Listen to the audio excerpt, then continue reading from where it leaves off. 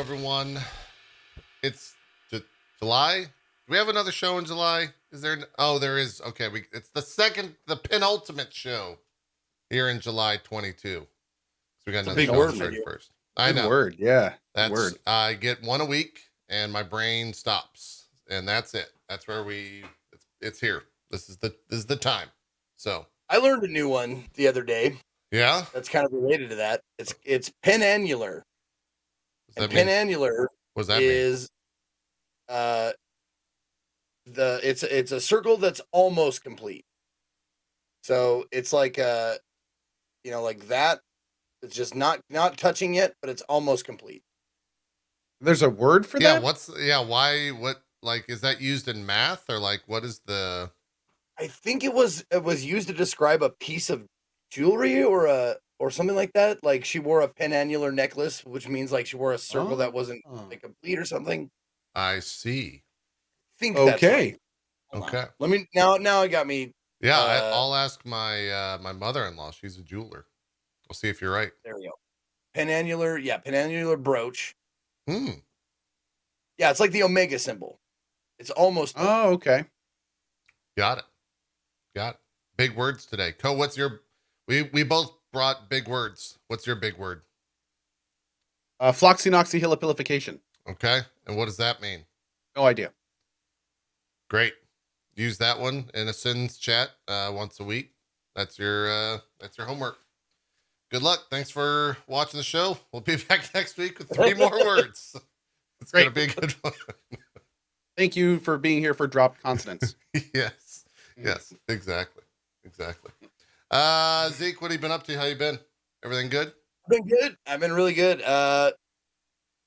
Playing we had a very fun week of playing games. Got to do some video game RP, which I think might have been my second ever time doing it on stream. Yeah, we did the Forest. Oh, yep. How was it?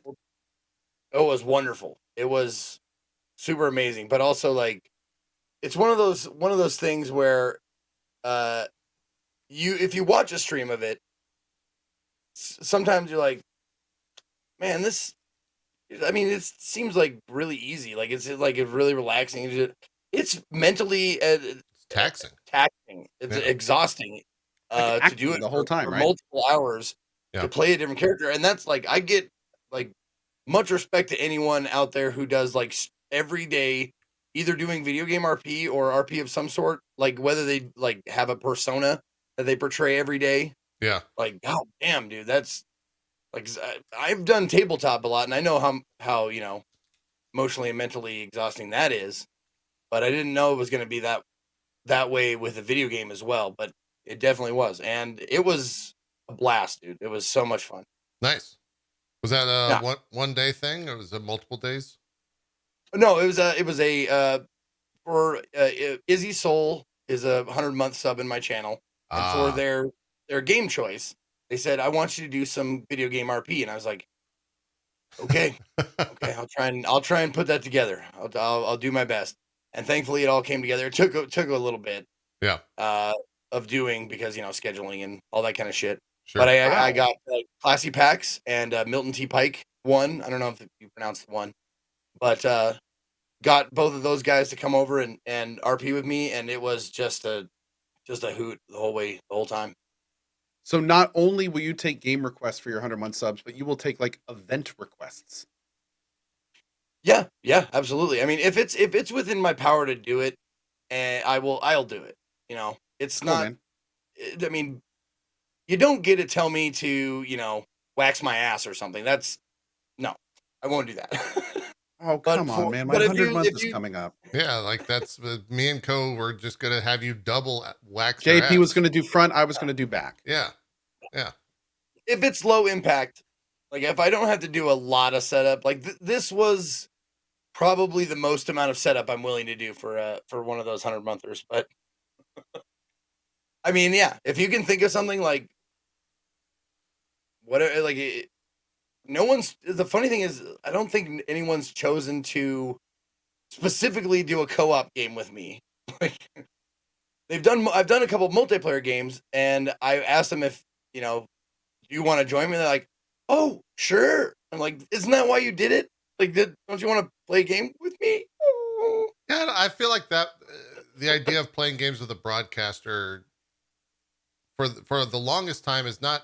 It's just kind of been like shunned. Like that's not necessarily an option that people consider. I think Sure. because so many broadcasters just like no, like I don't want to do that, right? So they don't even Also, consider it. to be fair, on the other side of that, we do kind of smell. We have like it's like an old It's man true. smell, except it's like a streamer smell. Yeah. So I understand it. Yeah, especially Zeke. He doesn't shower Yeah. Oh yeah. regularly. Oh, man. Not regularly. No. Oh Yeah. man. It's I bad. tell you, I've seen Zeke a few times IRL, and both times it is the only word, pungent musk. Mm. I think that's the only way Yeah. I can adequately describe it. Yeah. You ever salting, seen like pungent a musk. you know what a punch dagger is from like D&D? It's like the dagger that like you grip it and it's like at the end of your like a point at the end of your fist, Yeah. metal point. Yeah. That's like the smell. That's how it hits you. Like like a punch dagger. Your face starts bleeding like you've been hit with a spiked object. Yeah. That's correct. Oh my god, dude. That's correct. Also we're giant egotists. So, playing co-op with us is dicey at best. Yeah. Horrible experience. Yeah. That's also true. Well, cool. I'm glad everything's going well, Zeke. Glad you got to play. How'd you like the forest? We'll talk about it, I guess. Yeah, I'd love Okay. to chat about it. Yeah. We'll Later. chat about it a little bit later in the show.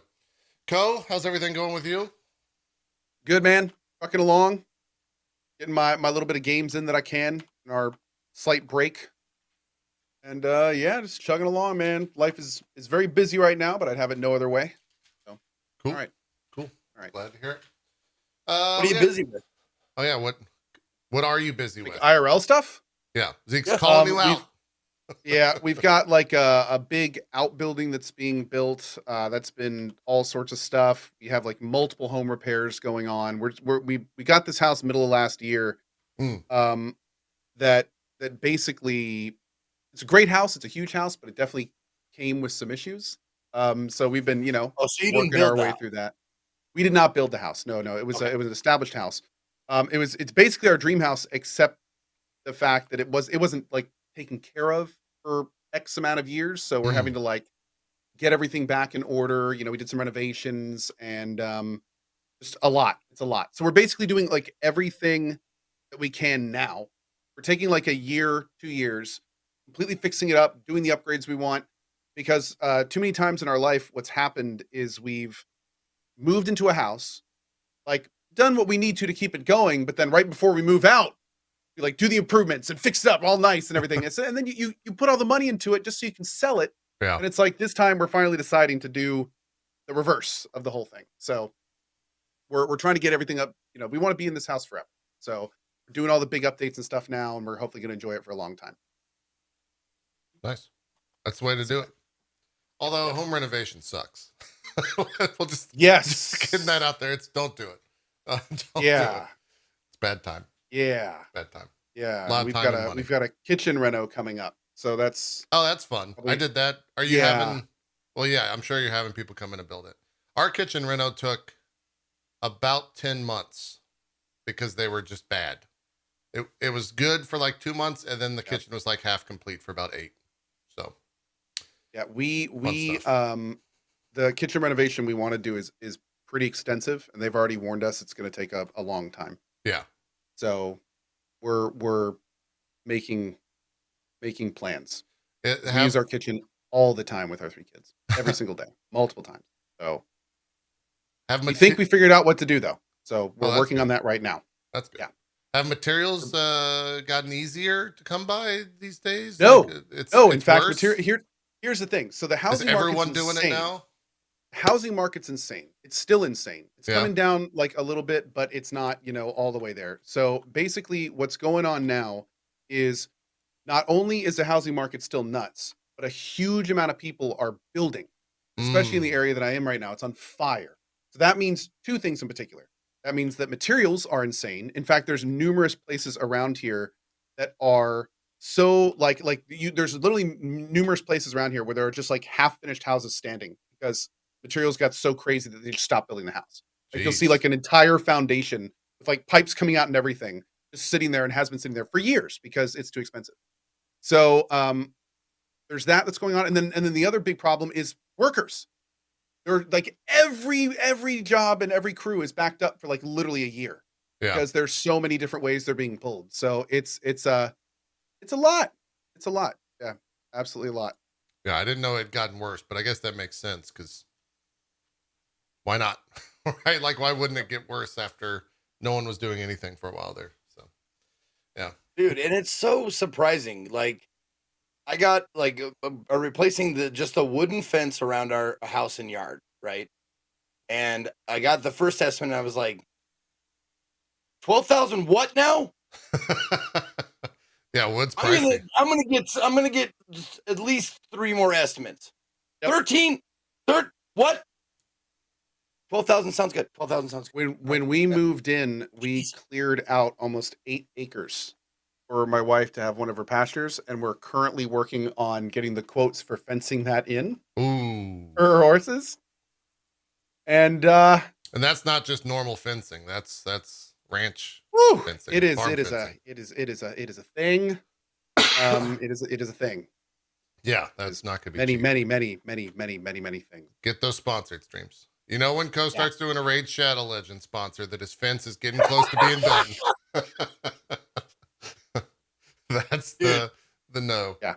That's the tell.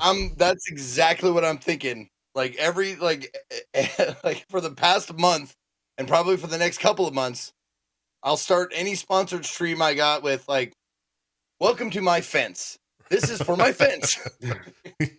And also, like once I agreed to it, I had to plunk down like 50%, just right there. And they're like, all right, we'll call you in 6 weeks. Oh, yeah. It took us 2 months to get one company to come out for a quote. And then they came out and quoted us. And they said, yeah, we should be ready to come out and do this if you sign now in December.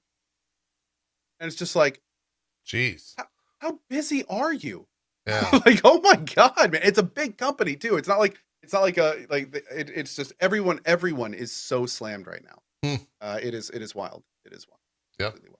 I wonder if this is just this period of time, or it'll drop later. Like, is it just like wood is so hot right now? It's so hard to get. Like, it's so expensive, but it'll drop in price. Yeah. It will drop eventually, and it will probably drop pretty hard, but it's not going to drop necessarily anytime soon. It is right now a seller's market, like big time. Yeah.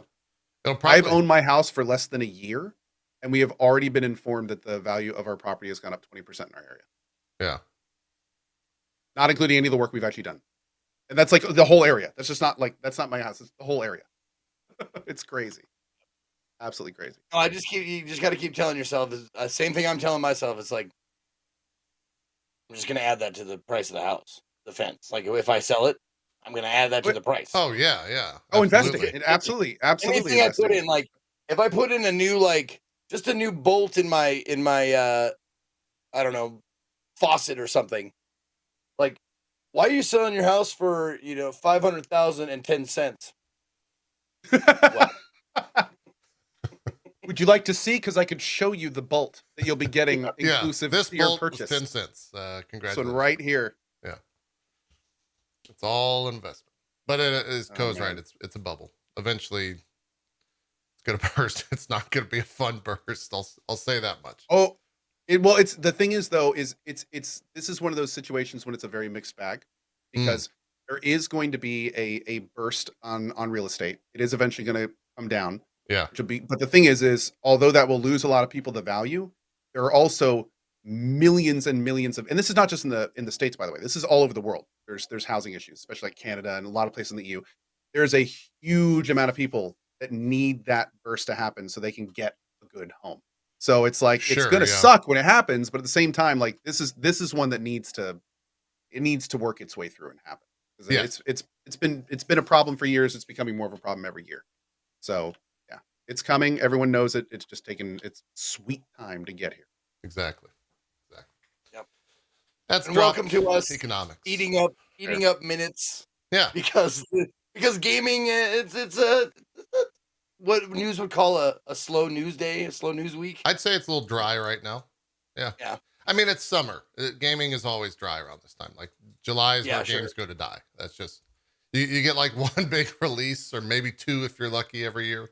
But we're also just in like the post-COVID slump in terms of everything got delayed, and so next year is gonna be fucking insane.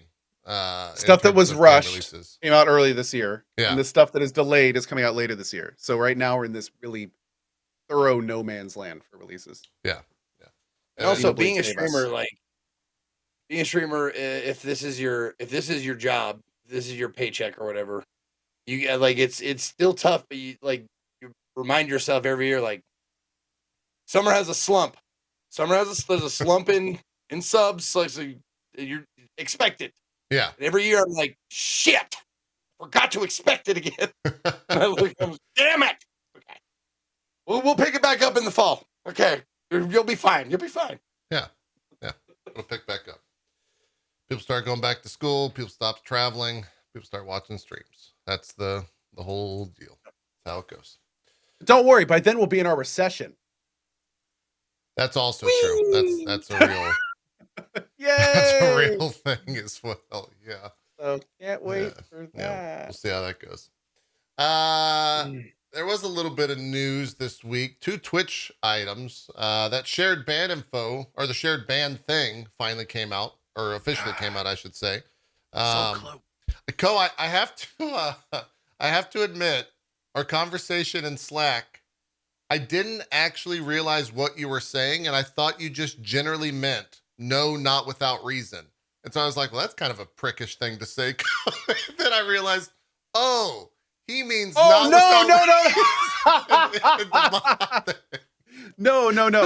The problem is that the ban, and what's funny is we talked when it was hinted, we talked about the exact issue that could happen if they were to release it without reason, and that's exactly what they did, and that's what I was saying. So for those who don't know, there's this new shared ban thing.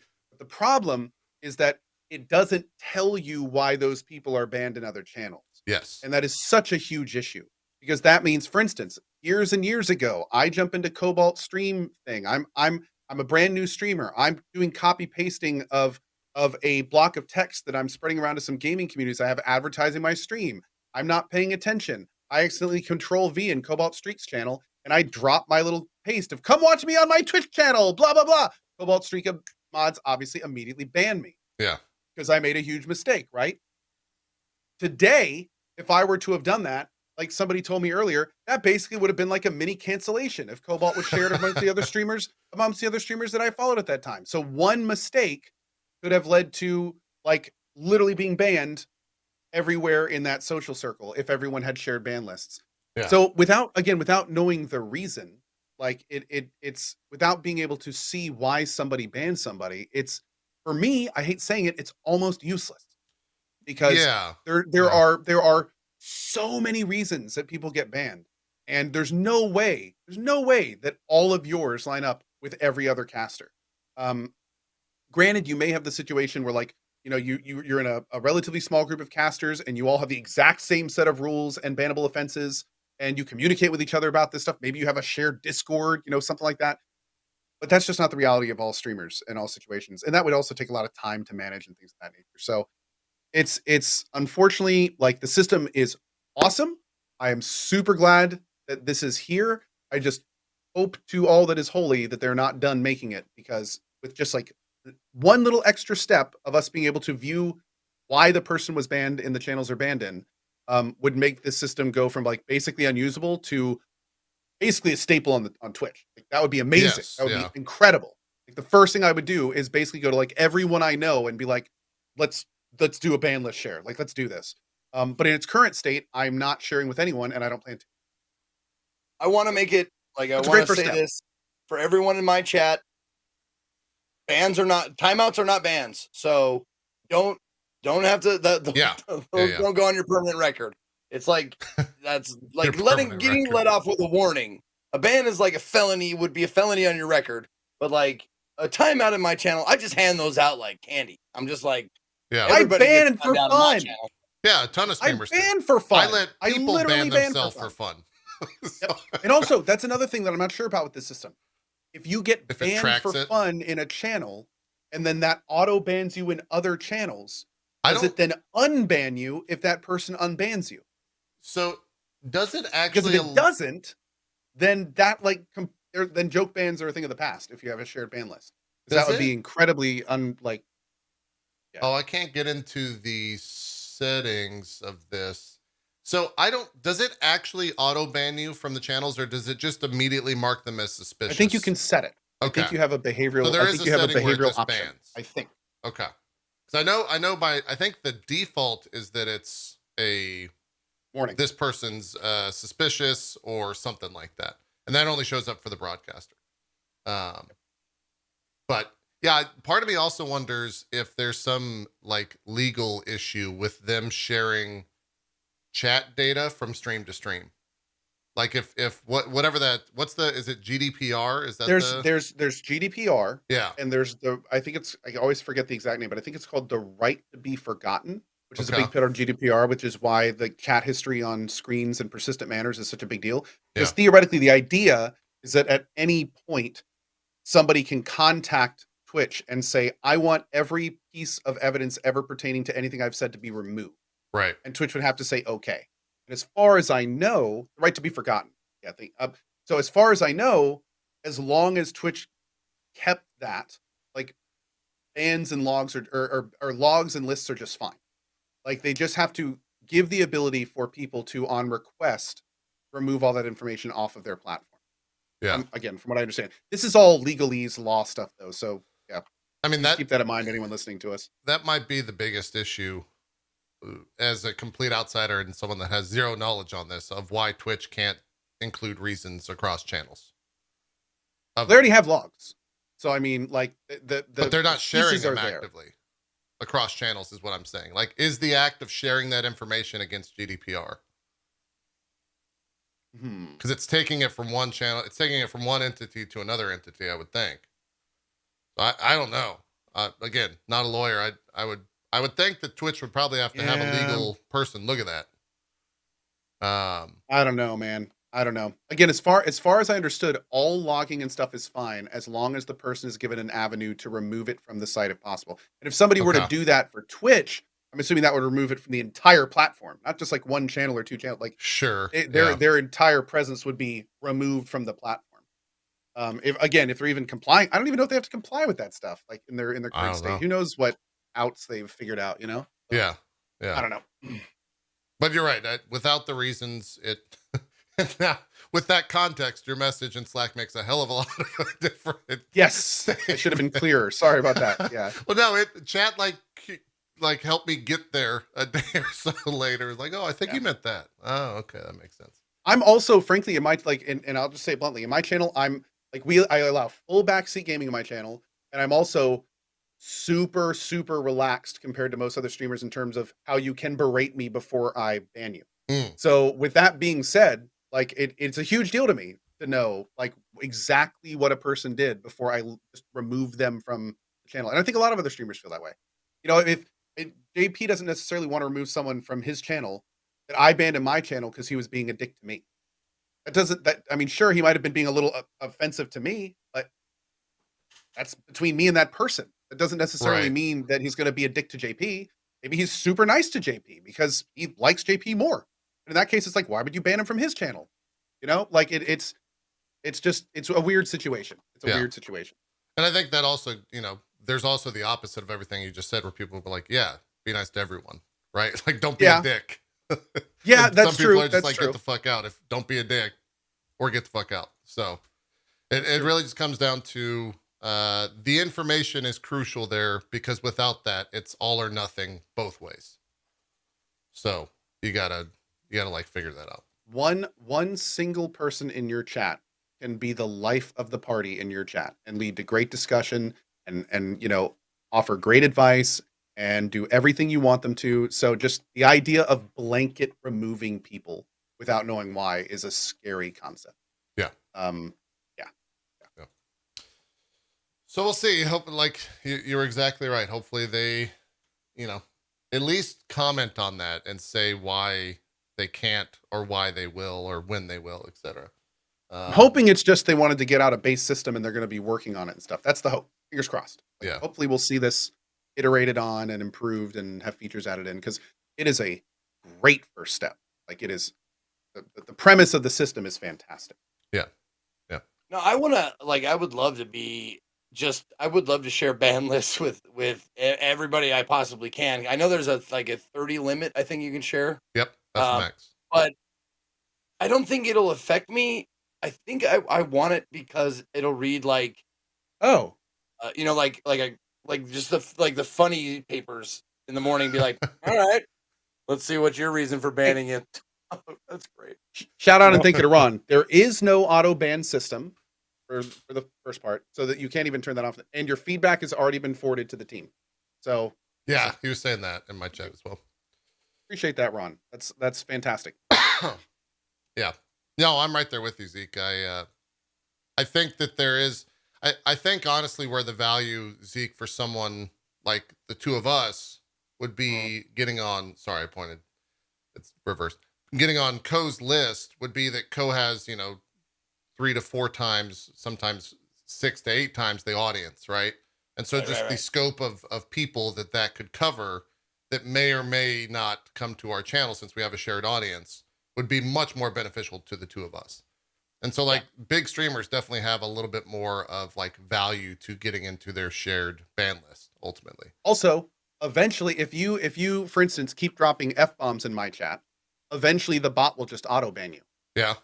So in that case, someone would ban you or timeout. I don't know. Actually, I don't know if it bans it. Well, if somebody keeps doing it over and over, the mods notice it. They're rule breaker at that point. But I mean, you guys don't have any language restriction, so it's like that would be someone on your ban list that's not breaking either of your rules in any way. Sure, they're not following at least my not rules. for fuck. That doesn't necessarily mean that they're going to break your rules, right? So, yeah. A lot of things. That being said, all of you, everyone, everyone you know, and your family as well. Thank you for watching, by the way. Someone in my channel brought up not just swear words, but racial epithets, homophobia, like those words that we all know. Sure. Someone asked me would I auto ban or not auto ban? Would I look at that someone who has been banned from another channel for using racial or homophobic epithets? Would I just immediately go no? That's a tough one, man.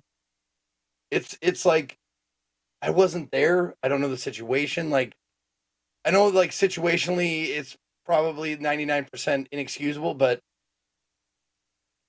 that's what I'd make a terrible judge, because if I was up there, I'd be like, I can sort of see it their way, you gotta stab people sometimes. I get that. I guess that's a personal decision. I torture myself over it. Be like, did they get a second chance in my channel? For me, absolutely. If I knew somebody was using racial or homophobic or really mostly X-phobic words of any kind, I would absolutely want to ban them initially. Yeah. But like we always say, if they put in an unban request, they give a great reason. Of course, second chance. We're all about second chance. But I think that you got to kind of come down on that stuff hard. There's got to be a line, yeah. Yeah, there's got to be a line, and it's like if somebody says that in chat and then you ban them, they put in an unban request and they were like, holy shit, I'm so sorry about that. I had a horrible day. I some really good reasons. It'll never happen again. I feel bad about if there's actually some kind of thinking behind it. That's kind of well, we make mistakes and hopefully you can learn from it, and that's all any of us can do. But in the same vein, you gotta hit that stuff hard when it happens. And the thing is, I'm lazy, dude. So once if they have a good reason, I'm probably not gonna read it. That's what I'm saying. That's why I would decide right then and there if I wanted to ban them or not, because I'm not gonna read what happened. I don't. Yeah. I don't have the inclination to do that. I don't really care. Ain't nothing wrong with that. And that's how you run your channel. That's at the end of the day, it's how you run your channel. For me, it's I don't I don't deal with any of that. My mods deal with all of it. Like I'm not the person that's reading any of those unban requests. If the mods deem, like, I trust my team enough that if they deem someone needs to be unbanned or they sent in a reason that made sense, okay, I'm not going to remember the person that got banned 3 months ago in the channel for saying some rant. I don't know who that fucking person is. Like, Yeah, I like this podcast because we have Zeke where he's like, I'm hands off. yeah, And JP's like, I got people for that. yeah. And I'm over here and I'm like, I'm King Cohh and I rule with an iron fist. And Everyone's if you don't do different, man. exactly like I have 2 hands on chat the entire time in Yeah. complete control. And if any of them steps out of line a single time, then they get the switch. Yeah. Because Everyone's that's different. frankly what absolutely Tyrant Cohh, I think Dictator Cohh, absolutely. Yeah. Yes. Wait, you absolutely. give your mods a switch? Oh no, that's That's chat very- in general. very Just anyone talking. Oh, you didn't mean the video game system. You meant okay. I'm sorry. No, he meant the video game system. I thought you did. bribed. I actually people mean to everyone do gets a what you want. switch. Everyone I gets do. if you go Everyone to gets Ghost's switches. channel, Yep, there you go. yeah, Enjoy. you get a switch for tuning in. That's how it works. A switch in spirit. Yeah. Full disclaimer: you are not actually getting a switch. Anyways. There are no physical switches. We need the reasons. That's the. I haven't seen from, at least I should say, from my socials circles on Twitter, I haven't seen really anyone that I know that's using the system at this point. I'd Or be if they are, they're curious. just being quiet about it. Yeah. That's probably a better way of looking at it. But I would love to know, like, how it's going. If there is a group of people out there, a group of streamers that are using the system, and if it's working well, and how they're liking it. I have talked to numerous other streamers about the system, and almost every single one of them has mentioned needing to see reasons as well. I would Yeah. not be surprised if it's the kind of thing where that gets added in and publicized, that we'll see a lot more people using it. Yeah. Me being one of them. I will turn it on instantly, and you two will be the first 2 I go towards. And like, Sacriel, Anthony Kongpan, like the whole pretty much everyone I know that I 30 interact people. with. I fill the will list. fill that list up. Yep. Yeah. Absolutely. So I do know that some people are using it. Okay. I do know also, I have seen more than a few, because I follow a lot of different like circles, and there's definitely some smaller streamers and some smaller groups of streamers that apparently are utilizing it, and it's working very well for them. But that goes back to the whole like-minded streamers with like-minded rule sets and things like that. They all kind of don't tolerate Right. the same stuff, kind of thing. And apparently, it's working well for them. So even in its current Sweet. state, it seems to be working for some people. Cool. Well, if it's got a good base, then get the reasons in there. I'm super stoked to use it. That's when it first got announced. I was like, oh, hell yeah. And then okay. I'm still excited for it. Yeah. It doesn't need much more work to be awesome, and it's a huge step in the right direction. I mean, this kind of control and this kind of stuff is stuff, again, we've been wanting the entire time Twitch has existed. Mhm. So these are very good steps in a good direction. Yeah. I also, I think the next step maybe outside of that is with unbans, if it would be an shared unban feature, right? Like if someone unbans them, if someone goes in your chat, says whatever, you ban them, then that filters out to the list. And then 2 months later, submit a request to get unbanned. If you unban them, does it go to everyone else? And if That's so, does it give a reason? That's exactly what I was talking about with joke bans. Yes. Where you ban somebody and then instantly unban them. It'll get the ban, but will it get the unban? That's So true. it's like, could you inadvertently cancel somebody in all of your friends' streams because you were just messing with them in yours? Like Yeah. that would be big. Yeah. So Stuff to consider. Like that's not easy stuff for Twitch to no, come up with. no, not at all. Because in the same vein, if somebody does get banned in a whole bunch of channels and they appease to one of the streamers, should Twitch unban them and all the other streamers? Or should the person have to then go through and appease to everyone? each of them? Yeah. Because then it's like a situation of which parent can I talk to that's going to give me what I want? Is mom going to say yes? No, well, I better ask dad then. And it's like they should true. just like go down the list. You're not going to unban me? Okay, what about this guy? You're not going to unban me? Okay, what about this guy? Yeah. So Yeah. that could be a little weird too. Yeah. And somebody else just brought up a really great point in chat. Hell, this happened yesterday in my channel. A mod misclick. A mod is going for someone in chat and they accidentally get somebody else. Does that mean that person got misclicked as permit in all the other chat rooms. Yeah. Or even if it doesn't perma in the other, they get a suspicious flag, right? Like That's that. true. That can mean a Exactly. lot. Good point. Good point. Yeah. Good point. Especially for people, again, with the like-minded thing. Yeah. Because, well, the thing we have to remember is in its current iteration with no reasoning, if people are using that system effectively and not going out and getting history, you can essentially say it's going to be a ban in the other channels because they're all kind of trusting each other. So if the flag is there, the person will probably ban them unless they are actually talking to everyone else about every individual person, which isn't really. Yeah. For me, that it happened the other day. Someone joined my stream. It's like, oh yeah, I'm banned in X chat, and I have mod in X chat. So I went over there. I looked at the moderator. He's like, oh, well, that's kind of weird. I'm not going to ban you for that. That's because I had the reason of this other person's chat. So it definitely made me like consider or think about the whole thing in terms of would I just be okay like getting rid of them right out of the gate. So we'll see. It raises a lot of questions, I think, for a lot of streamers and for Twitch as well on how they want to go about that. So the other thing, which I haven't seen really that many people discuss apart from just like a round of applause and a thumbs up. So I'm curious on y'all's take on it. There is a new Twitch charity thing that they debuted, the Twitch charity beta. I'll pull up this screenshot of it so we can kind of see how this works. And if you guys know more information about this, because I'm just going to be reading the bullet points here, by all means jump in. But they're saying it's their new built-in fundraising stream feature that allows you to set up and run a stream for charity in just a few clicks. The hassles of running a charity stream, tracking donations, converting subs and bits, managing multiple programs and apps at once. What we're hoping to make is minimally hassle-free as possible. Hassle-free as possible, I guess what they meant to there. And fewer hassle-frees focuses you up or frees you up to focus what you want to do best. So the question is, if you guys do a charity stream, would you use this? Have you researched it enough? Do you know enough about the system to know the ins and outs of it? Does it seem good? Does it seem great? Does it seem From bad? what I understand, because first of all, Twitch makes it very clear they're not taking a cut. Okay, that's right there, that's a big thing. Off the bat is awesome. Yeah. Second, if you read in the FAQ, they specifically say that Twitch also does not claim the tax stuff. They're tied into a PayPal system for getting charity.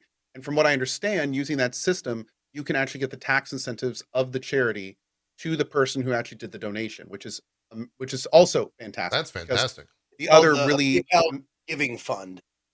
There we go. Yes, the PayPal giving fund.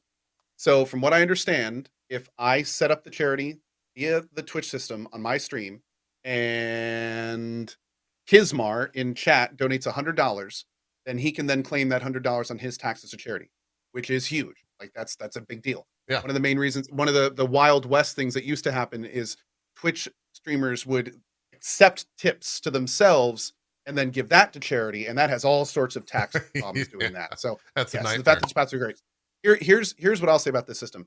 If this system works as well as it seems to look like it does work, then this will 100% be the system I use for this stuff going forward. It all tracks in Twitch. That means you can use it. I'm hoping it works with all the notification software that people have. It makes it easy and intuitive. It's through official channels. And also, to put it bluntly, there's been some drama over charity streams and companies that are there to run charity streams. Like just recently, there was a big thing about charity streams, like basically quasi telling folks that they don't need to put in hashtag ad when they're being sponsored to run charity events. Like there's a huge thing about that. Yeah, that's and more stuff may come out about that. But yeah. It's anytime you bring in a third party for that kind of stuff, that just means there's more opportunity for stuff to not go as planned or not go right, or more money doesn't make it to the charity or things of that nature. So I think it's great. If it works as well as it looks like it probably does, that's awesome. And considering that from the looks of it, Twitch doesn't make any money off it, that's kind of great of them to do it. Yeah, a lot of goodwill there for sure. I'm wondering if it's like they will have to approve like the charities that are going to be on there. They have a list. Let me help you. Let me help you real quick. Yeah. When you set up your charity thing, you pick the charity from Twitch's list of charities. So I think that ties into the PayPal system. I think PayPal has like an approved list or whatever. And then since Twitch is just tapping into that system, like you actually, if you do it right now, if you look, when you click on the little Oh, there's the charity video. thing, you will actually get, right there at the top. You actually Yeah. see like the list of charities that you are then going to be directly connected to. They have locked that down. Yeah, right there.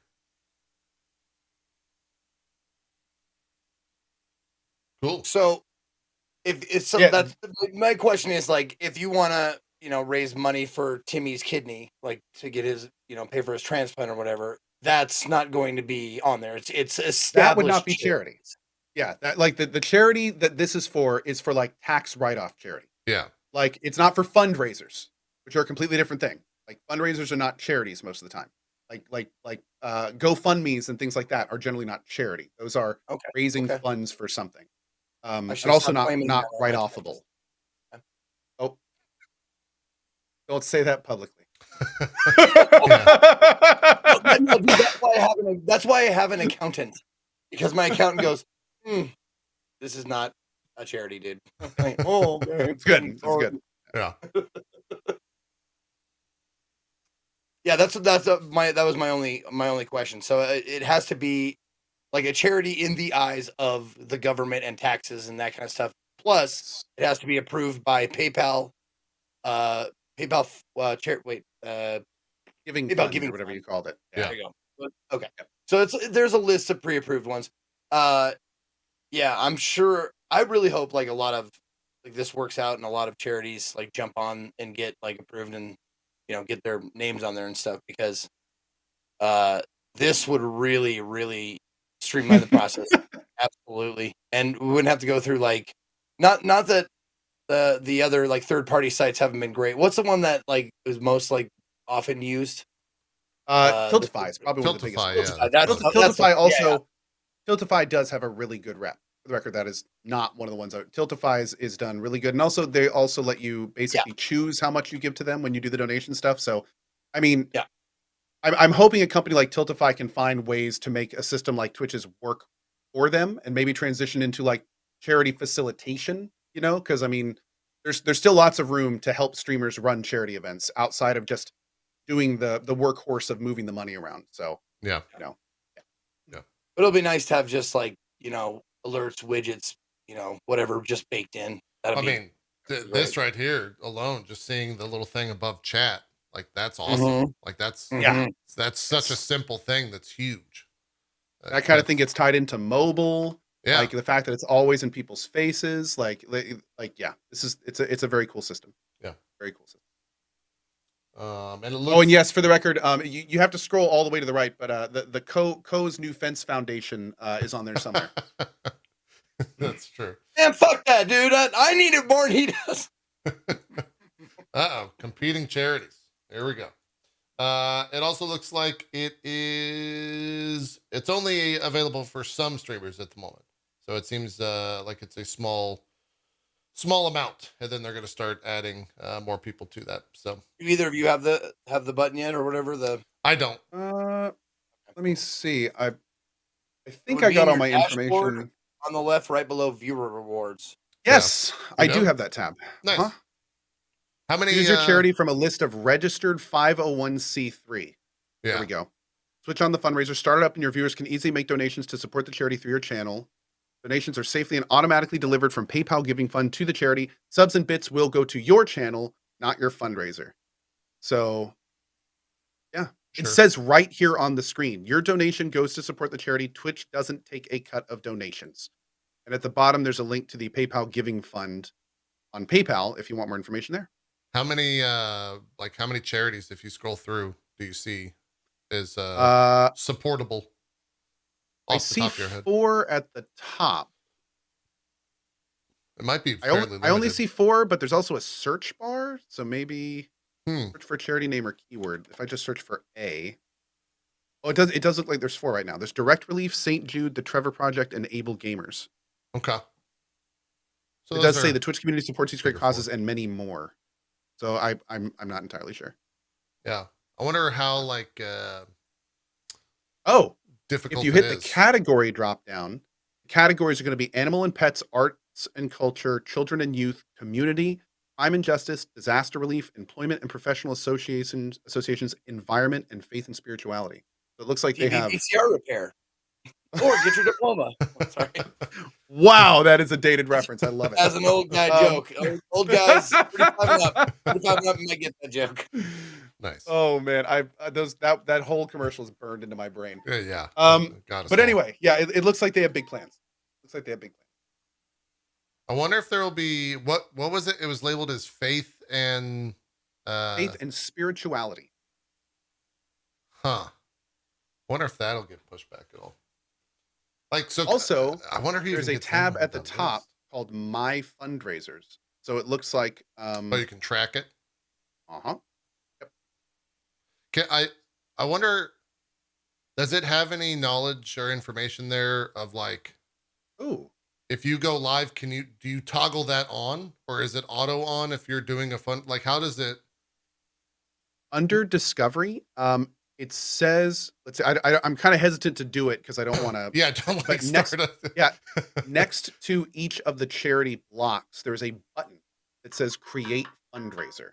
Okay. So it looks like you would then like begin the fundraiser there, and under the My Fundraiser tab, it says you have no current fundraisers, but in that window there's a status, fundraiser, dates, goal, and raised. So it looks like not only can you set them, but there's also more information that's offered there as well. Cool.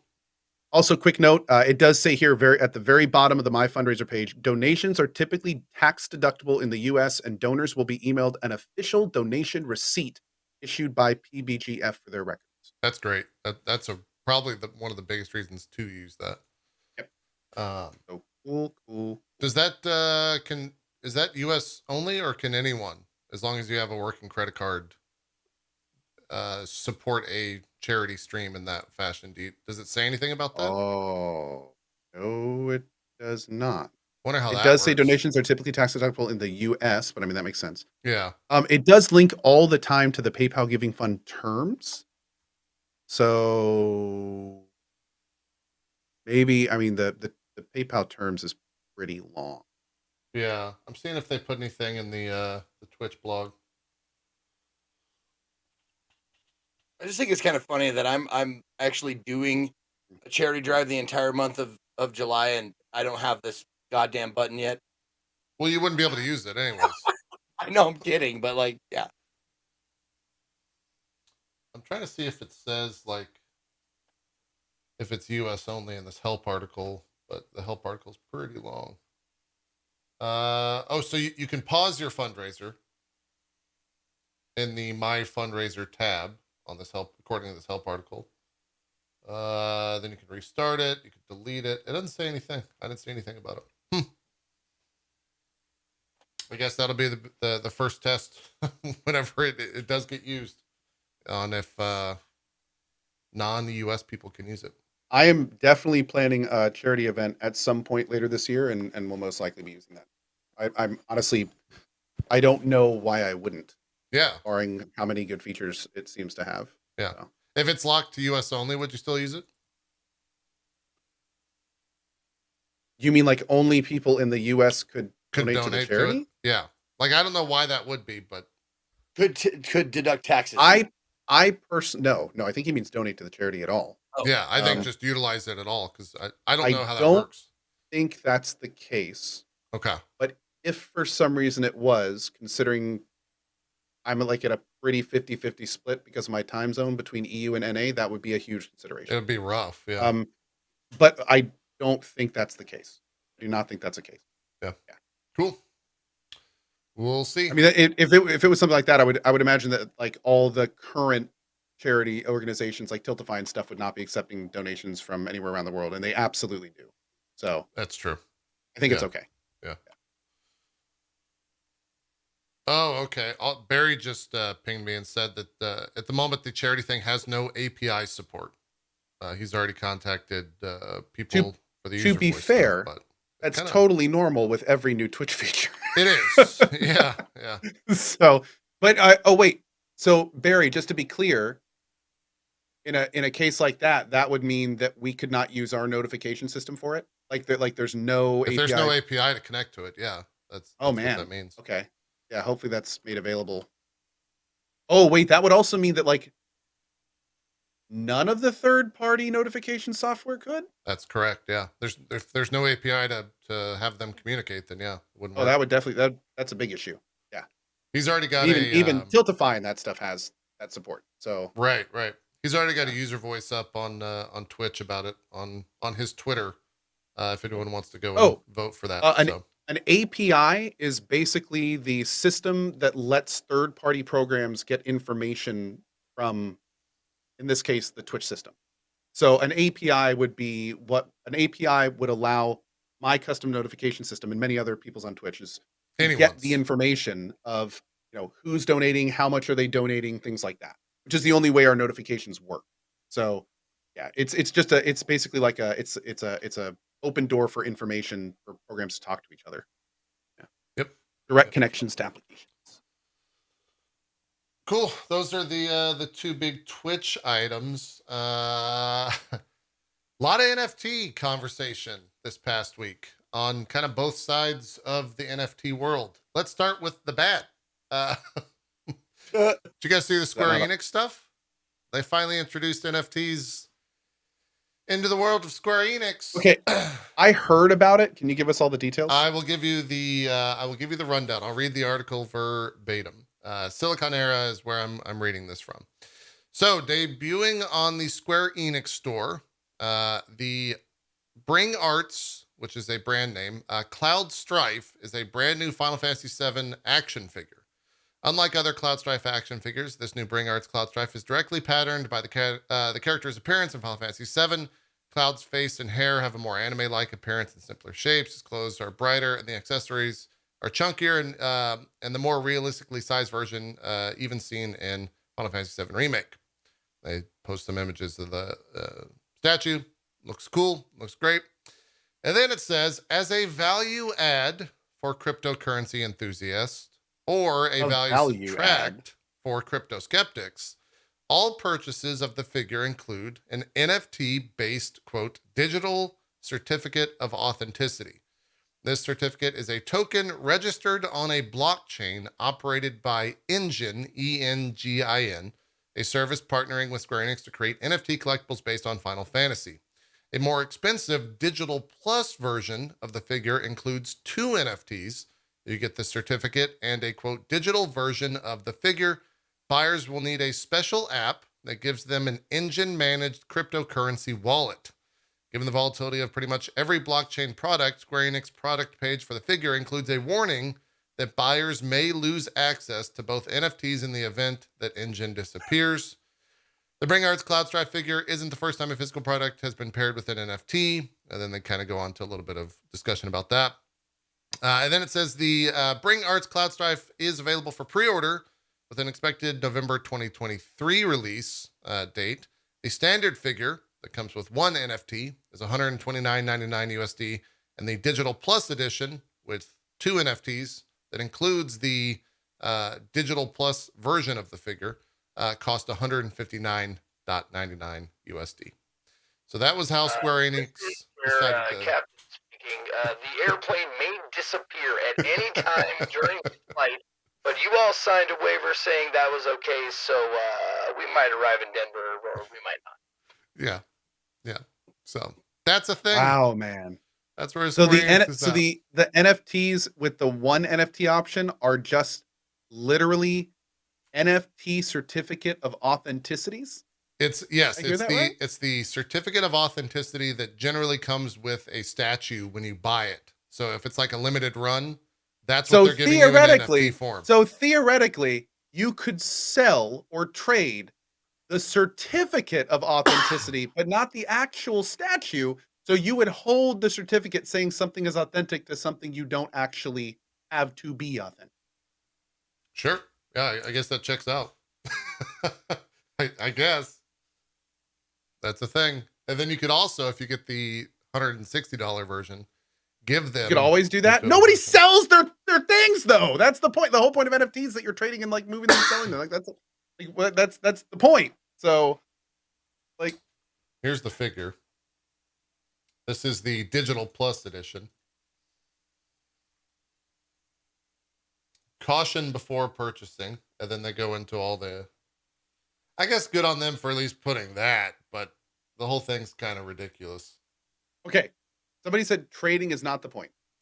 The hysteria behind NFTs right now, of course, you can argue till the end of the world about the what NFTs are and the actual technology behind them and what they're capable of and things of that nature. But the hype behind them right now is the craze that has been going on in the last 6 months, a year pertaining to this stuff.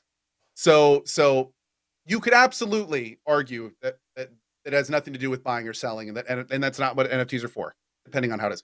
But that's why Square Enix is putting it in this statue, is because they want you to get more hyped over that stuff. That's the aim of this. Yeah. It's all marketing and shit for that reason. So, like a horse is a horse. Don't try to obfuscate it. Yeah. So you can just pay the home 160 and get the figure and just forget the rest, right? Well, you would buy the 130 because the 160 gives you nothing of physical value. Yeah. Gotcha. Yeah. Because the 160 version gives you the digital NFT of the figure, which you have to use their special app to go and view the JPEG or the image. You're paying $30 for an image that's on the blockchain is what you're doing at that point. I mean, you remember when like Trump was running for president and then he became president and all that kind of stuff, and you're just like, how does nobody see this? It's just fucking... What? Am I crazy? Like, this is a scam. Like, this is like, it's kind of crazy. You're right. I mean, the fact that like this is the Square Enix store, and like this is you want a 3D image for $30, we got you, right? And it's like, yeah. The shitty part of this is like the statue's actually kind of cool, but I want nothing to do with NFTs, so I'm zero interested in this. And it seems like that looks kind of good. Yeah. It's not a bad looking statue.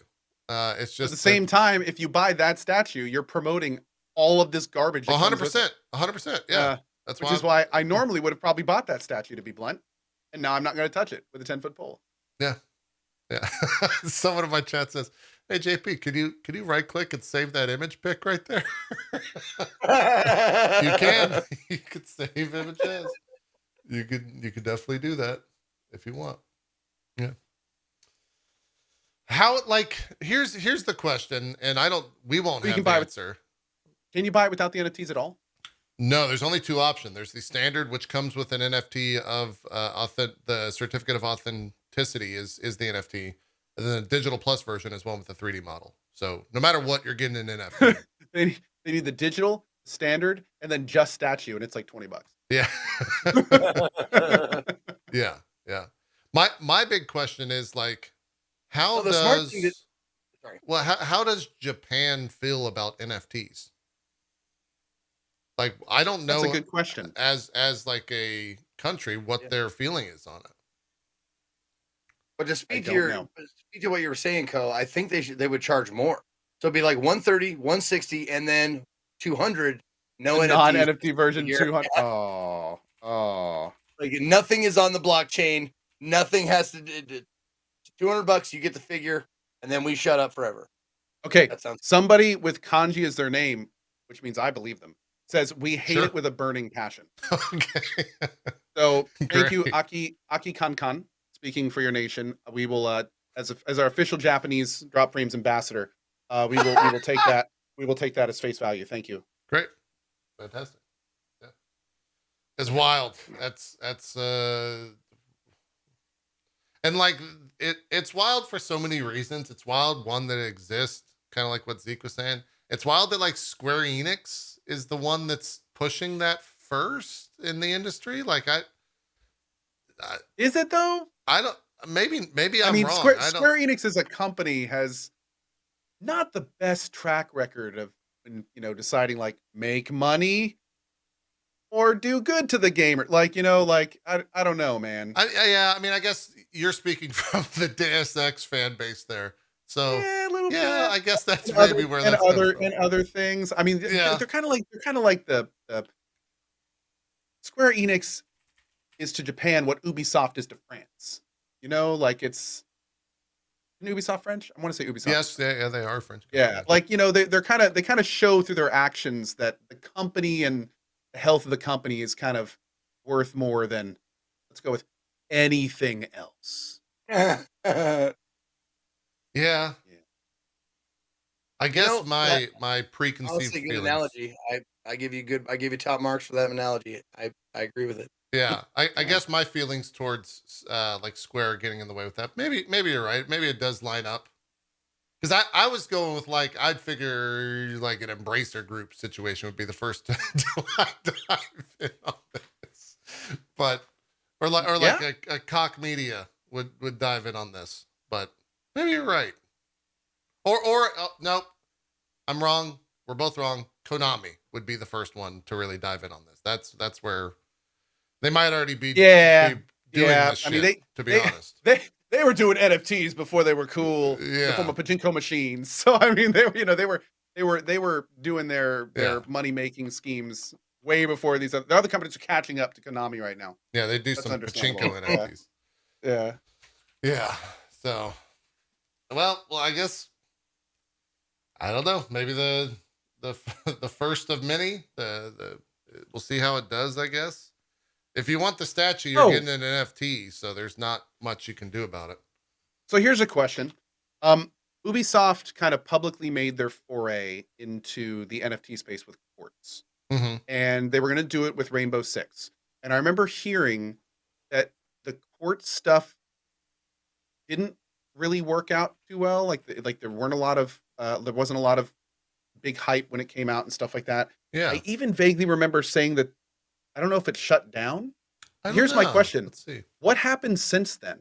Like I've heard I remember there was the gaming sphere was on fire when Ubisoft announced that Quartz was coming and NFTs are coming to Ubisoft games and stuff. And then it just kind of nothing else happened. Yeah. It's been months. I like quick Googled at least the article that I clicked on first is from April of this year. And they're still pushing it with Ghost Recon Breakpoint. It says on the Ubisoft Quartz purchase page for Ghost Recon Breakpoint, they have a note that says, thank you to all the Ghost Recon Breakpoint players who claimed their first digits like what they call NFTs, I guess, on the platform. You own a piece of the game and have left your mark in its history. As the last digit for Ghost Recon Breakpoint was released on 3/17/2022, stay tuned for more updates with features to the platform and future drops coming with other games. So it's still around. Yeah, I mean, you can go to like the Ubisoft, quartz.ubisoft.com, takes you to their page, but all of the Ghost Recon stuff is not purchasable. Is anything purchasable? You can't purchase anything through this site. Oh. There's no items all in that game? are. Yeah. No. That it just here. I'll pull it up on this. By the way, Ramen Gaijin, love the name, says Cohh, Square won't let you sell the NFTs, by the way, and are undecided on if that will be possible. I just bought 55 of those statues, man. So you is that in the fine print or something? Huh. I guess they're not. That's why they have it on that market, and they're not sure if it's going to be a sellable thing. Oh my god! Doesn't that kind of defeat the entire point? Well, not only that, I wasn't aware that you could make NFTs and then just not sell, restrict what you can do with them. I thought the point was that they were decentralized, so it's like there weren't people making rules about what you could do. I guess when you own the platform, no, that's not the same. That's not the right terminology for that. But even then, I don't know. That's weird. I guess if you own the platform like they do with Engine, then you can do whatever the fuck you want with it. I don't know. Anyway. Yeah, as somebody just said, the point of NFTs is to make money off idiots. How am I going to do that if I can't trade them? Wait, you can trade idiots? I have so many idiots that I would love to trade you. They're going cheap. Like, I'll give you 20 of my idiots for one of your average chatters. Oh, they're worth at least 30. Come on, man. 25. I'll meet you in the middle. 27. Deal. Done. Deal. Done. All right. Keel sad. Side joke. You've been traded. God, I'm just browsing this website. It's just stupid. It's just stupid. Like, this is the NFT. Find digits from this edition on secondary markets. What happens if I click that? What is Rarible.com? Oh, God. Oh, it shows you their volume. They have 1.1K owners. Tells you the blockchain. Is XTZ a cryptocurrency? I guess. What is that? I don't know, dude. I don't know. What does that translate to in real dollars? Hold on, I gotta figure this out. $2.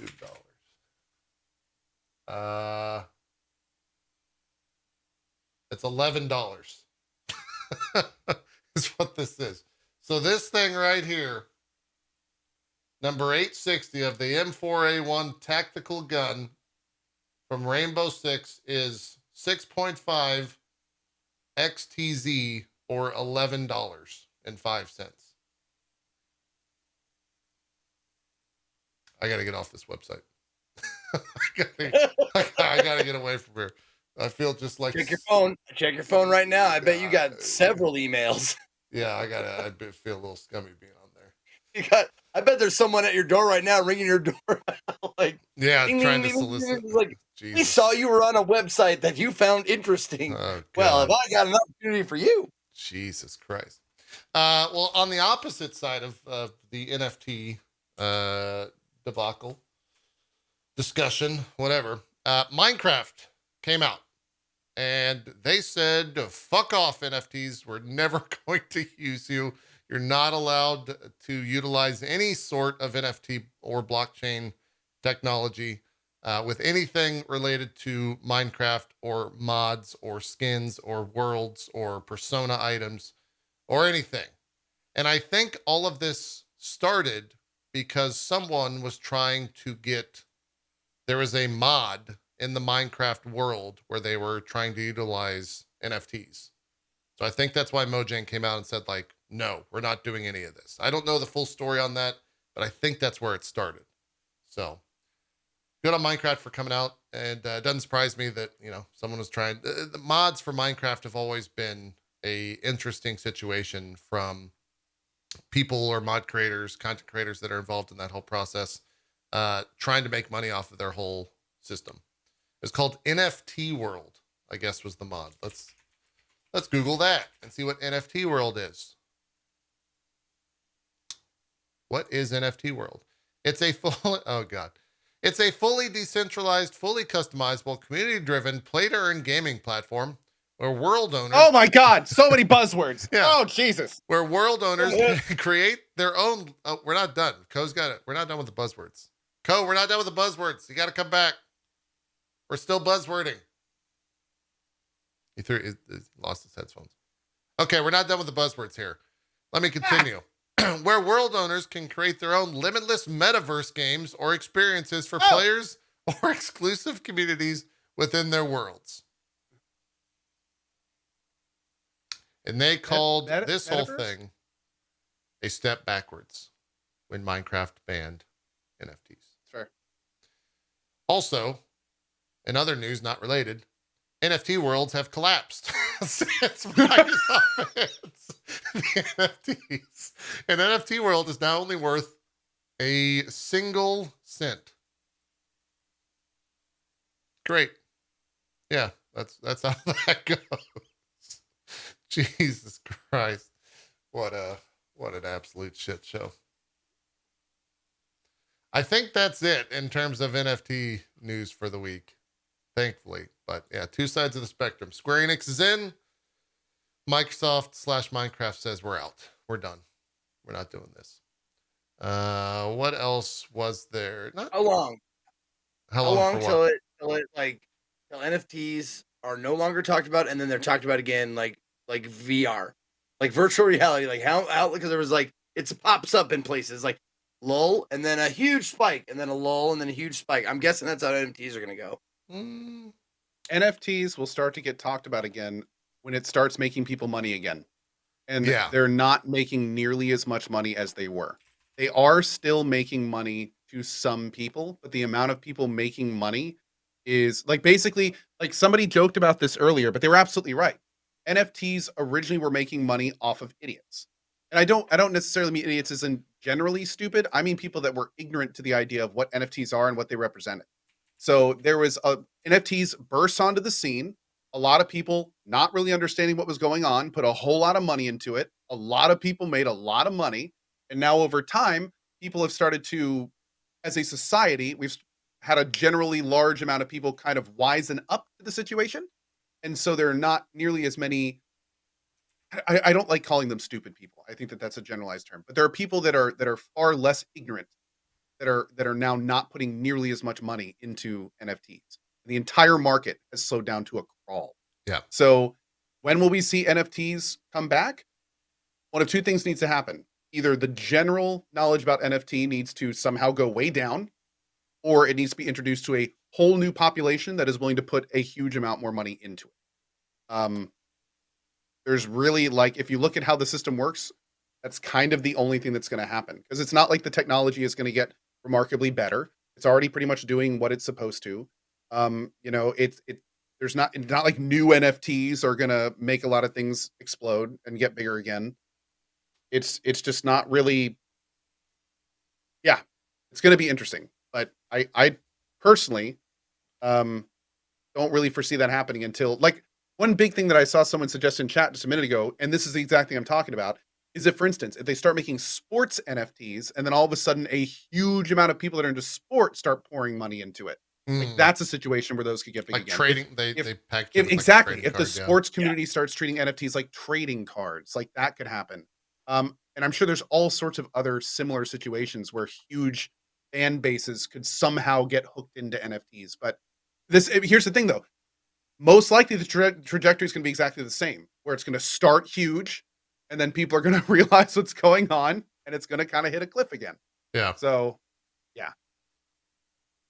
we'll see. And for those of you who might have been confused about what I said when I said VR, I was talking about like the spike in talking about it and that kind of stuff.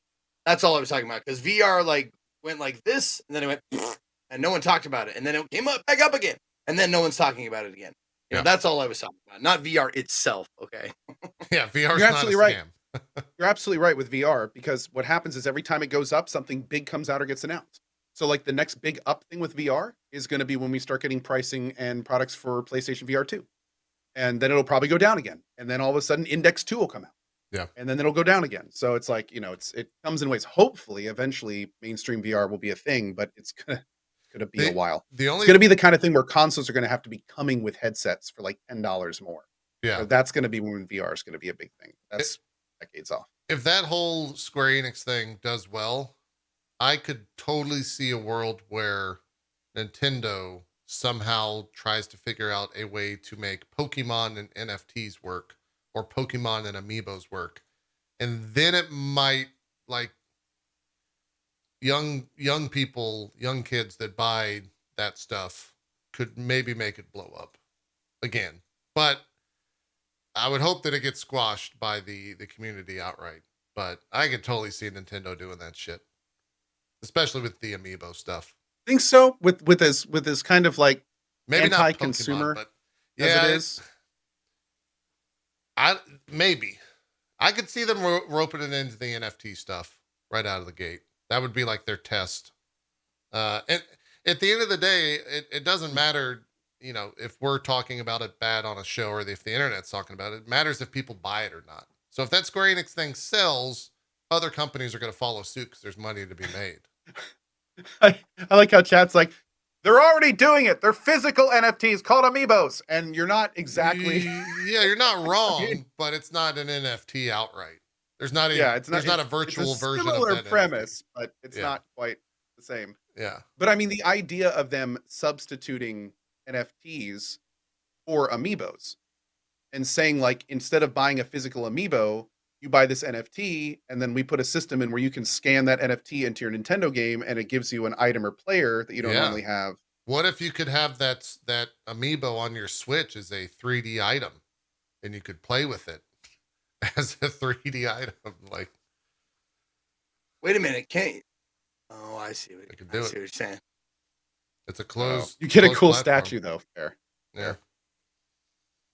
Yeah, it's a soap, man. Slippery soap. And then you could trade those with it. Yeah, like the other Oh, thing Lord. we didn't discuss this. GameStop opened up an NFT place. It's called GameStop NFT. Power to the players. You could go in here and do all that stuff if you want. This was like, Man, a I wonder month how ago. many people who had diamond hands are wishing they didn't right about now. Yeah, it's a whole mess. What happens when you hit learn? Oh, I can't. Wait, what? Are they? Huh? Why can't I click explore stats or learn? Is it just painted on? They're not like clickable buttons. That would be fucking hilarious. Is that this so isn't good. an incognito, so there's no ad block or anything running. It's just text. That's Oh my god, that is. I mean, that's perfect, dude. that's weird. Huh. All right. Well, Oh, and yeah, for everyone mentioning in chat, the 9/11 NFT on there is just like there's a 9/11 NFT. they basically took a picture from 9/11 of a guy jumping from the building, and they like masked over it with like a space suit or something, and they're actually selling that as an NFT. All right. I mean, it's Sure. it's a thing. Like, where do you even start with that? You know, like Yeah. where do you even begin? What angle of the many do you even go after? I don't even. Yeah. Yeah. Yeah. It's Someone in my chat said that got taken down. that's a So- yeah. I was just gonna say chat saying it got pulled, Wow. which is good. Well, I just saw the story of it being on there. yeah, I didn't know that. That's fucking crazy. Well, if this kind of shows you the state of the news, the top news story, at least on r/games, Valve is saying don't take your Steam Deck outside in this heat wave. For anyone that's wondering if you should take your Steam Deck outside, and that it best Why? performs in ambient temperatures between 0 degrees and 35 degrees Celsius. If temperatures get higher than that, the Steam Deck may start to throttle performance to protect itself. This is following Nintendo getting out there and saying, don't take your Switch outside during this heat wave. So, sure. I mean, that's kind of fair. Yeah. Why? Yeah. That's kind of fair. Makes sense, I You know, guess. I don't think anyone would be taking their gaming machines outside in this heat wave. I mean, that kind of, they are small computers. They have heat issues inside. Yeah. So that kind of makes sense. Yeah. a new one has come out. Valve recommends playing inside of a freezer or refrigeration unit. If you can, just crawl in and use the ambient temperature in there to increase performance. Yeah. While also maintaining the integrity of your parts. The fact that they Well, had, even better if you're gonna play your portable game system outside, just sit in a pool or sit in a lake or something and play it. the funny part is that, like, we're kind of joking about all this, but the fact that they had to make this statement probably means that someone sent them an angry email about how they took their Steam Deck outside in 100-degree Fahrenheit weather and it didn't work, right? Like, that's what they're doing this for a legal purpose, to say, like, here's precedent. We told you not to do that and you did that. We're not going to give you a new Steam Deck. We're not going to give you an RMA. That's why we had to issue this statement. That's why Nintendo had to issue that statement as well, right? The Steam Deck has definitely gone, I don't want to say mainstream, but it's incredibly popular. So the idea that it would get in people's hands that don't understand that, I think that makes sense. Yeah. I mean, a lot of people don't understand heat issues and technology and things of that nature. And it's not like we ever got that notification with the Game Boy and stuff like that back in the day. So Right. I can see it. I can see it. Yeah. Yeah. What else is there? Discord is going to Xbox consoles. That was a big thing. LeBron James joined the cast of Multiversus, which is kind of crazy. I think it's like Space fighting Jam. game? Yeah, LeBron James is in there because of Space You can Jam. I fight think. in a video game as LeBron James. Yep, from Space Jam, I That's believe. awesome. Space Jam 2? What was this? I didn't see the movie. Was it just called Space Jam? Or is it Space Jam 2? So you could literally talk to a gamer and be like, yeah, who do you main? Oh, I main LeBron James. Yeah. That's my guy. It's my go-to guy. You could. I like it, man. John Romero is working on a new FPS game. He's a basketball player, chat. Yeah. LeBron James basketball player. He's a basketball We should probably state that. It's a good point. Yeah. Oh, this will. He plays sports ball. I think this might be a thing of Schadenfreude here for Cohh. So Marvel Snap introduced a new thing to it. And according to a couple of, I have not messed with it, so I don't have any takes on it. I haven't played the game in a while. But they updated it, and according to a couple websites, apparently the most recent update introduced a brand new thing. What is it called? Nexus event. And Nexus events are apparently unbelievably greedy as fuck and are really, really bad. And the community is very upset about it. You don't say. I'm trying to figure out exactly what happens in it. Okay, so it says joining the game on July 19th, the new Jane Foster card is exclusively available through this limited time event. For the first time in Marvel Snap, there's a clear path to unlocking a specific card. Though, instead of a one-off purchase, the mighty Thor herself has been locked behind an egregious loot box style system. For 180 gold, the game's premium currency, players can open a single loot box. For 1,800 gold, 10 of these boxes can be opened at once. Classified as a super rare reward, the new card is among the highest tier of items on offer through these loot boxes. Not clearly advertised in game, however, is the exact drop rate of rewards at this tier.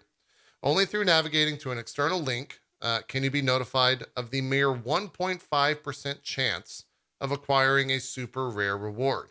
Further reducing 1.5? Yeah, that's actually, I think that's high in the world of gacha. I was gonna say that. Yeah, that seems high. But wait. How much again? How much is 180 gold in real people money? Let me just I'll open up the app. It might have to update though. Let's see. I vaguely remember that being like it is going to make me update. $3. I want to say I'm not sure. I have to update this. I would have to update this thing. Just chat 9,000 gold is $100.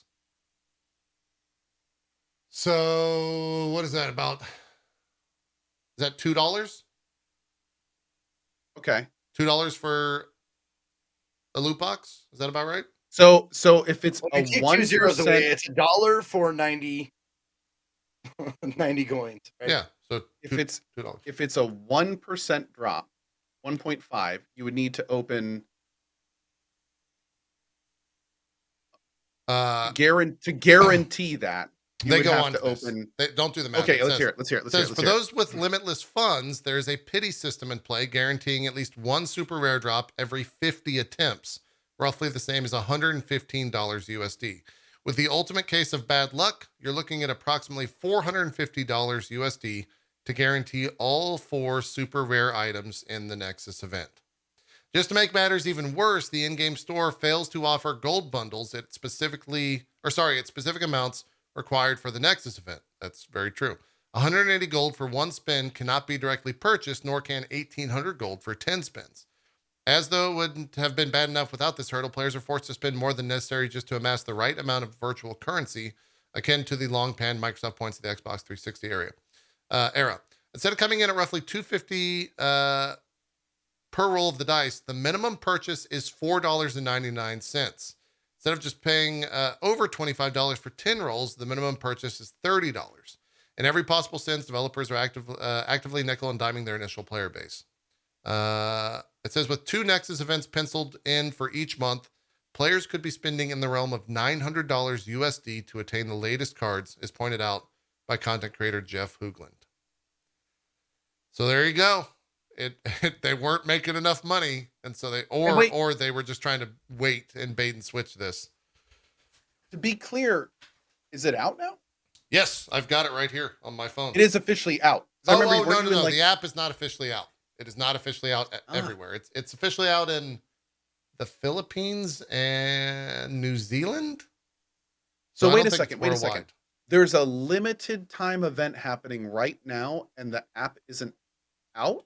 Correct. Australia as well. Marvel Snap. Yeah, we're talking about Marvel Snap. There's also a season pass as well. They're running limited time events and charging people up to $450 to get everything in the beta. Yes, but there's no reset. Nothing's going to be wiped. So it's out if you have it, I guess, is how you would look at that. But it's not out because you can't download it. That is wild.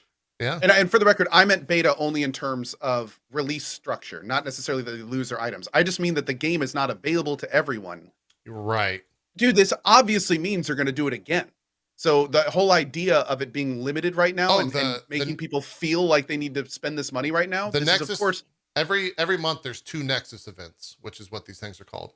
So every month, wait. Yeah. And every Nexus event has 4 ultra rare cards? I think every Nexus event has all the cards, and I don't know if they're going to be different every single month. I think so. It might be 2 events, 2 attempts each month where you could get all 4 cards. Unless, I mean, maybe I'm thinking they are creative in coming up with this stuff. Like, my Lord. I might be really naive, and it's probably going to be 4 different cards every time, so it's $900 every. This is every just month. like it's like they're purposefully just making it as complicated and obfuscated as possible. Like, oh my Lord, dude. Yeah, that's wild. That is wild. Yeah, I mean, I fell off. I have no interest in going back after all that shit. That's a ridiculous. So even with the Marvel name and everything, you're not doing it anymore? No, I mean, I actually don't know if you could track how many hours. Is there a way to like track how many hours you put into a game on the iPhone? I think you might be able to look at usage if you don't let it on the background. Yeah, you're not going to put it in the app probably. That's why casinos don't not have in the app, but yeah, in screen time. Let's see. Is that true? By the way, I've always heard that rumor. Is that true? What? There's no clocks in casinos? No windows either. Yeah, no, that's all true. Oh wow, so that's true. Yeah. Oh man. Yeah, no, absolutely. They don't want you to know what time it is. They don't want you to see the sun coming up, sun going down.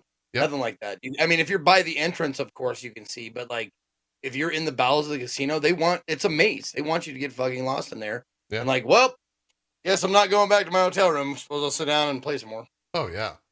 Damn. Mind games, man. The mind games. I can't go back far enough to tell you.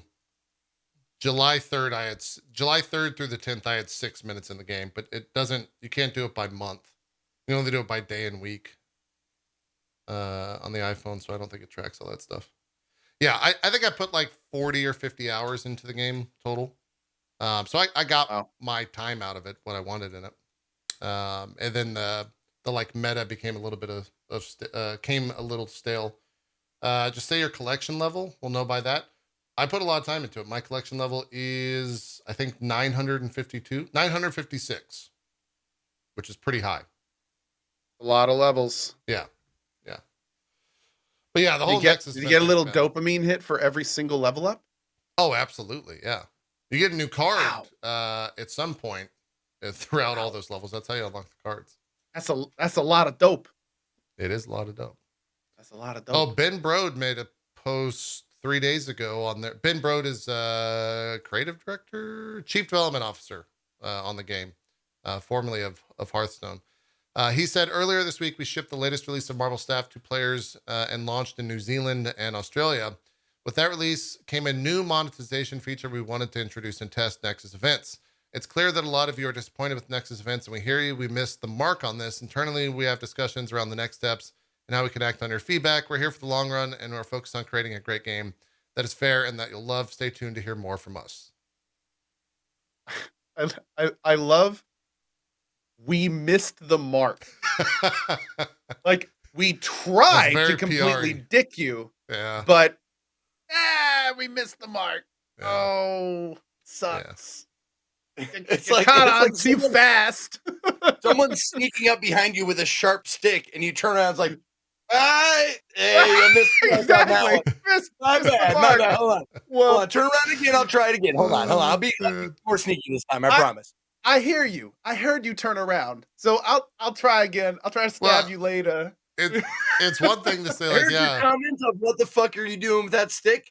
And I've taken it, and we're going to internalize it. It's one thing to like put that statement out and like remove the thing from the game that people are complaining about.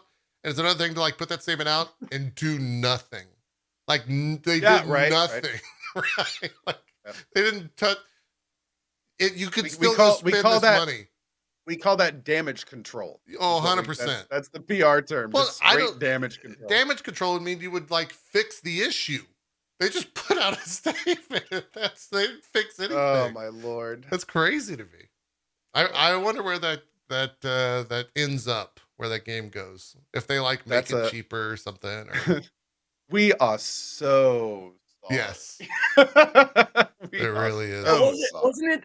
Wasn't it The Simpsons where like I think Bart like hit a baseball through a window? He's like, you know what we got? Homer says, you know what we got to do now? Bart's like, oh, replace the window. He's like, no. We're going to go over there and give them a nice free apology. Oh, it very much is that. It very much is that. There's not that much other news. Saints Row went gold. That game's still coming out. That's August 23rd. Final Fantasy X series sold 20.8 million copies. That's a lot. Futurama. Sorry. Oh, is that Futurama? Not Simpsons. Yeah, sorry.